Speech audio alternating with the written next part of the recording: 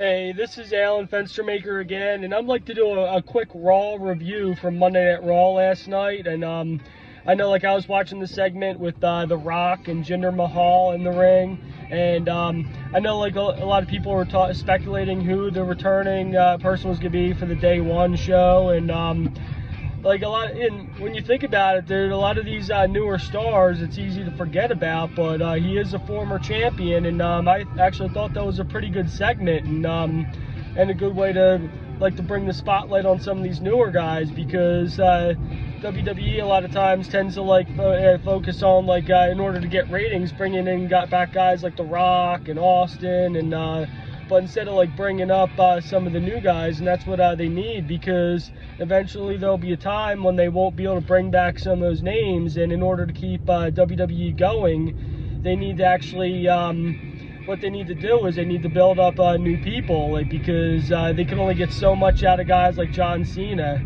They can only get so much out of guys like The Rock, and so much out of guys like Stone Cold and The Undertaker, but then it's bringing up and learning how to build character for some of the newer guys in wrestling, and guys like Jinder Mahal, who was a former champion, and they could really build behind him. And then you got Cody Rhodes is an up-and-comer. He's a big name, which it's a good thing with him too, building him up. And then Randy Orton is getting up there in age too. So the WWE should start to look at some of the younger guys too. I know Gunther's another good one too. He's got a pretty impressive title reign with the Intercontinental title, and it's just about building character to get them recognized by the WWE universe and by the fan base, and just looking at some of the indies as well, to bring in some new guys. I know CCW, Classic Championship Wrestling, has a bunch of guys that I could easily see making it, and Battlegrounds Wrestling, MLW, and to name a few.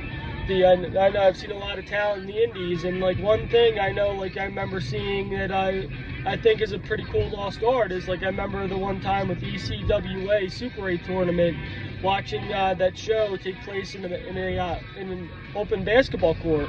Now that's got its hidden magic right there. I know the 2300 arena and or the ECW arena in Philly, that's an epic spot, but then there's a certain magic about doing a wrestling show on a basketball court in a gymnasium.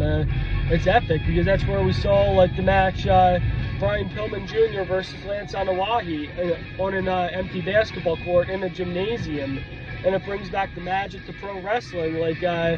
Not all, all wrestlers, they don't actually start in an actual arena. Wrestlers start in a gymnasium, or in small arenas, or in churches, and they build up to the bigger venues, and it's all a practice, and they say, it's all a work. Anyways, peace out.